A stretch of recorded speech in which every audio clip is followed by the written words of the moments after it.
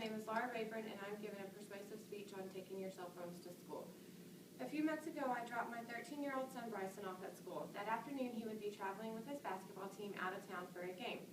This particular game was located in Andrews, which is about a 2-hour bus ride from here. The teams leave after lunch and usually don't return back to school until around midnight. I was unable to travel that week due to work, but made sure to send Bryson with his cell phone like I always do so that I can keep in contact with him when he travels. Bryson knows the rules about not using his phone at school and making sure that it's on silent so that notifications and emails do not interrupt the class. While taking his supplies out of his backpack in second period, his teacher noticed his phone in the front pocket of his backpack. She took the phone and sent Bryson to the office. I was notified through a phone call that I would need to pick up the phone and it would cost me $25 to get it back, even though this was his first offense. I had to leave work for this, so did not have time to fight this battle. When I arrived, I took out my checkbook and asked what the money would be used for. The principal stated that the money is put into the school account just like fundraiser money, and that's what it would be used for, is to help the school. As I started to write my check, I was informed that cash was the only acceptable form of payment. I expressed my hesitance to give cash as I did not know if the cash would be used for what it was supposed to be used for. I also stated that if this money was to be deposited into the school account, then I should be able to make my check out to the school. I was informed once again that cash would be the only acceptable form of payment and the only way to get the phone back.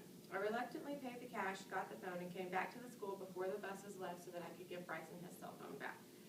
I have never been more frustrated in my life, and throughout my speech today, I would like to persuade you and present the information on why kids should be allowed to take their phones to school.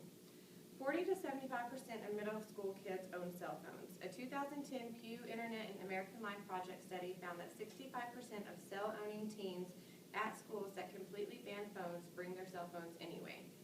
There are reasons why kids should be able to take their phones to school, and some of the reasons are that they leave campus for school functions and need to be able to stay in contact with their parents.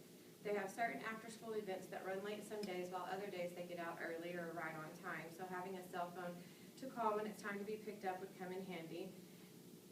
It also allows parents to keep in constant contact with kids in case plans change, who's picking them up, family emergencies, things of that nature.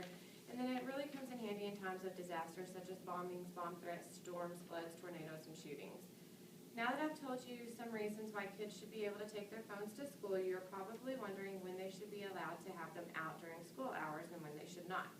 Times when cell phones should not be permitted during school would include during tests.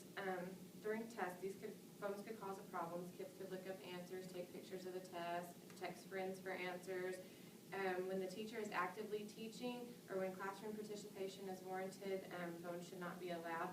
To avoid this, there should be a place where phones are kept during classroom activities, on a table, or put up in a locker or something along those lines, so that they're not tempted to use it when they should be participating. Other times should be during pep rallies, band requires, concerts, sporting events, anything that requires that you have some kind of school spirit and show support for your fellow classmates, and phones should not be allowed during those events either. Now that I've told you when cell phones should not be allowed during school hours, I'm going to tell you what the schools can do to incorporate cell phones into everyday learning. Cell phones can contribute to learning in the following ways. They can be used for taking notes and recording sounds and images. They can provide instant, on-demand answers and research, and cell phones can provide a way to record responses to polls and quizzes set up by the teacher.